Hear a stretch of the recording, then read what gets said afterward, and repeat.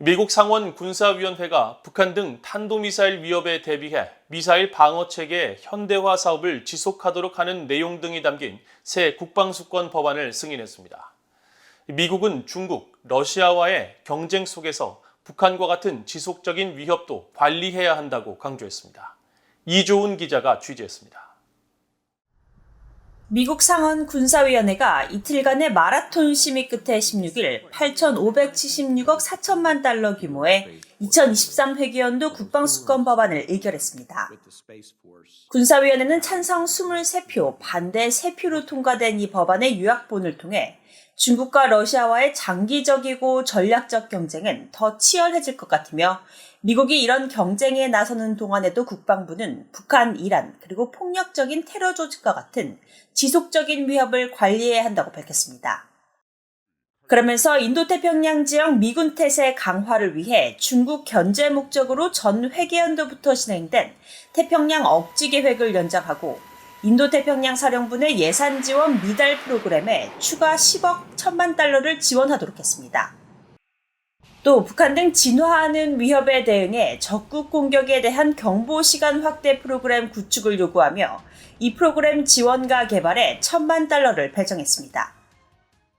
이어 북한의 대륙간 탄도미사일 ICBM 위협 등에 대한 본토 방어를 담당하는 북부사령부와 북미 항공우주방위사령부의 예산을 2,980만 달러 늘리고 북부사령부의 본토 순항미사일 방어 노력에 5,090만 달러의 예산을 별도로 배정했습니다. 법안은 3대 핵전력 현대화 사업과 미사일 방어체계 현대화 작업도 계속 지원하도록 했습니다. 특히 북한의 ICBM 위협 사정권에 있는 괌에 대한 미사일 방어 사업 조달 책임자를 임명하고 괌에 대한 향후 통합방공 미사일 방어 시스템 구축 방안을 논의할 의회 브리핑을 요구했습니다. 또 북한의 최근 거듭된 미사일 시험 발사를 계기로 의회 내 요구가 거셌던 차세대 유격기 NGI 추가 배치와 관련해 최소 64기의 NGI 추가 배치 조달 사업에 필요한 예산 지원 계획을 의회에 제출할 것을 요구했습니다. 아울러 미사일 방어 체계 강화를 위해 극초음속 활강체 개발 지원 예산을 2억 9,250만 달러 늘리도록 하는 내용도 법안에 담았습니다. 이외에도 북한 등 전 세계 핵 생화학 위협 확산에 대응하기 위한 협력적 위협 감소 프로그램이 지속되도록 3억 4,160만 달러의 예산을 배정했습니다.